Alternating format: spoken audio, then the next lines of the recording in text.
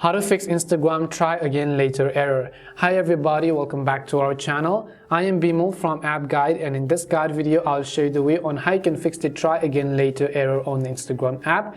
But before we get started with the video, if you are new to our channel, do make sure to leave a like and hit the subscribe button. And without any further ado or delay, let's get started with today's video.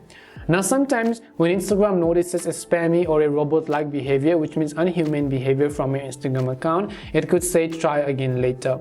Because let's say that you are following too many people at once, you were trying to like too many posts, you were commenting too much, you were posting too much, you were messaging too much. Any type of activity that Instagram is noticing that it is from a bot, it is going to ask you to try again later. And the best way sometimes to fix this is to just try again later, which means just try after an hour, try after 2 hours, try after a couple of hours, or maybe 24 hours at the maximum in order to fix this issue.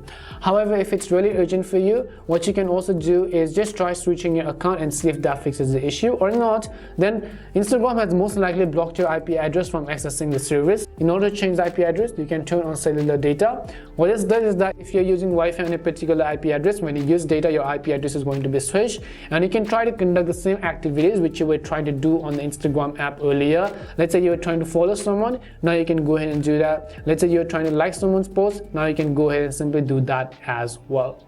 And most likely this would fix the issue.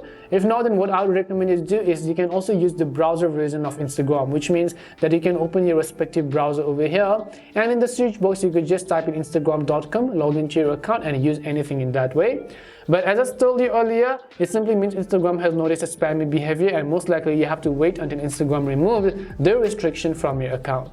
We hope the video was really helpful, and if it did help you, make sure to leave a like and subscribe to the channel. If you have any more questions, queries or doubts, simply also make sure to leave them down below. Thank you very much for watching till the end of this tutorial, and see you soon in our next video.